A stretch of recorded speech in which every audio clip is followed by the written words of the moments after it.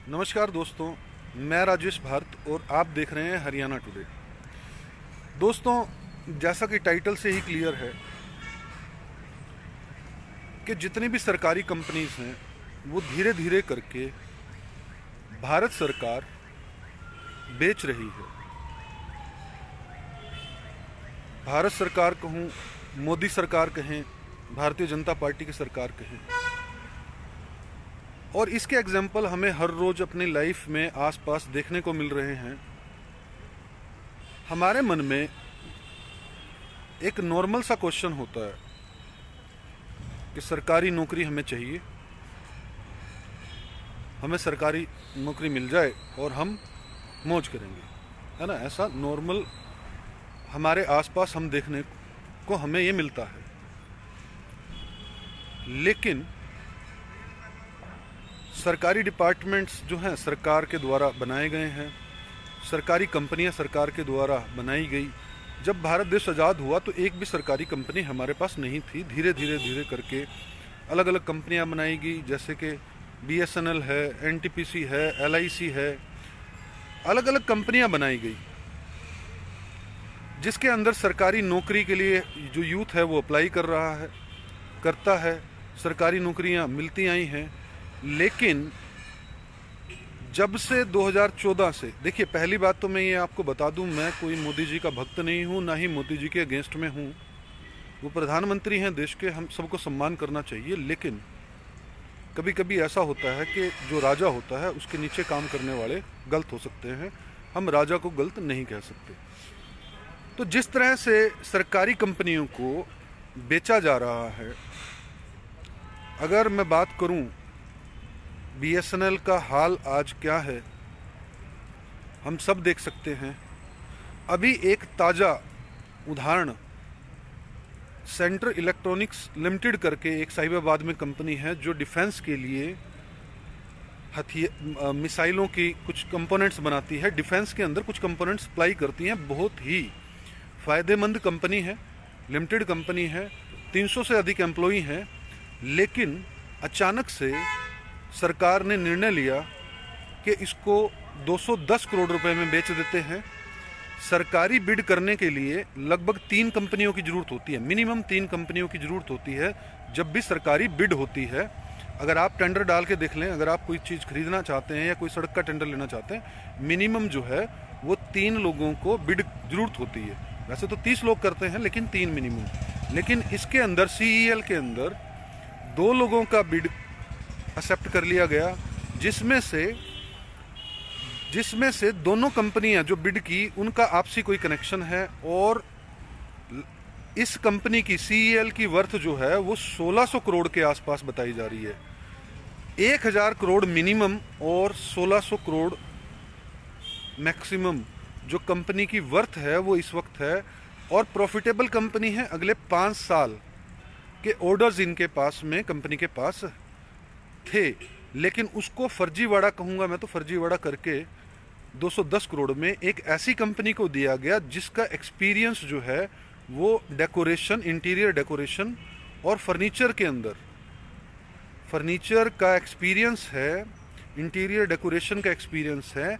ऐसी कंपनी को, जिसके पास 10 एम्प्लॉई हैं, 300 एम्प्लॉयज़ की कंपनी, जो कि भारत की के डिपार्टमेंट, भारत की सरकार के अंडर काम करने वाली कंपनी को, किसी ऐसी कंपनी को, अनएक्सपीरियंस्ड कंपनी को 210 करोड़ में बेच दिया। मैं नहीं कहता हूं कि सरकार भ्रष्ट है, शायद गलती हो गई होगी।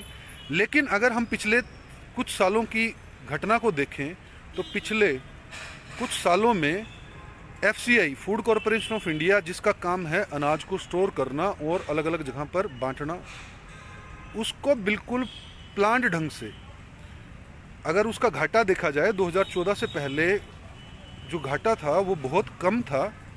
लेकिन आज वो फूड कॉरपोरेशन ऑफ इंडिया, जिसके अंदर सभी सरकारी एम्प्लॉयज़ हैं,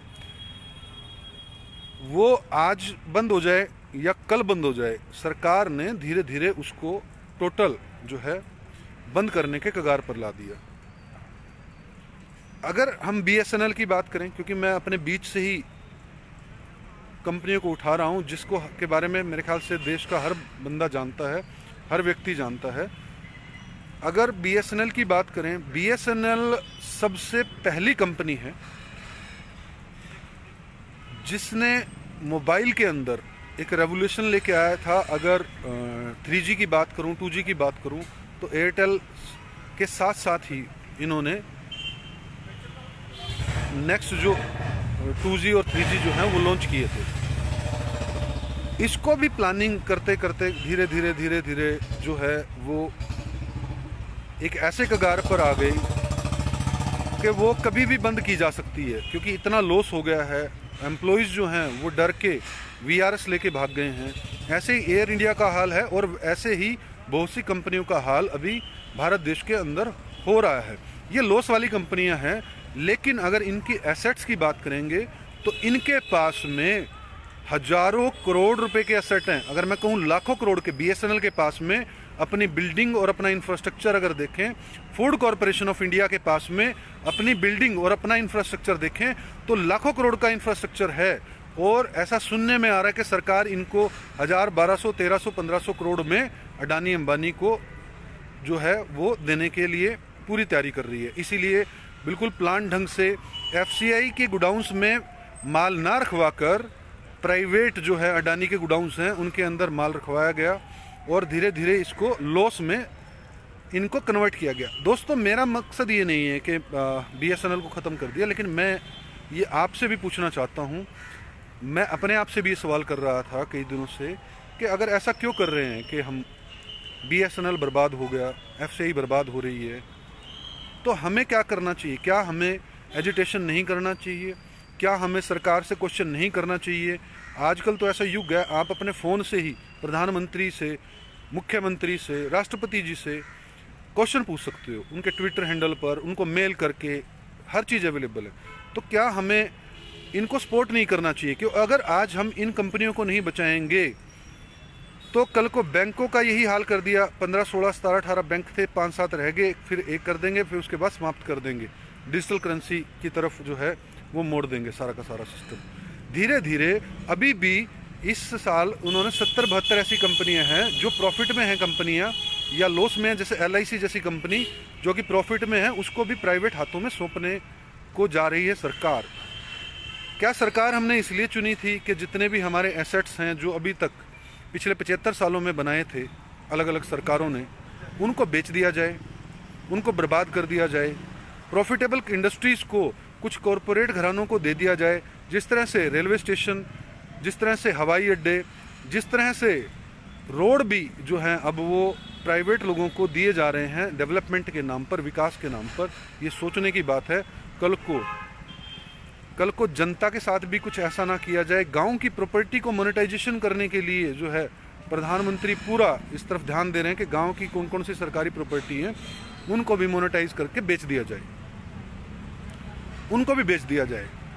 ये सेपरेट मैं वीडियो बनाऊंगा, लेकिन मैंने जो आज वीडियो बनाया है कि क्या सरकार सरकारी कंपनियों को जिस धड़ल्ले से बेच रही है, प्राइवेट लोगों को बेच रही है, ऐसे अनएक्सपीरियंस्ड लोगों को बेच रही है, जिसका CEL का मैंने आपको उदाहरण दिया। ऐसे बहुत से उदाहरण हैं जो दिए जा सकते हैं, लेकिन ये लेटेस्ट उदाहरण है।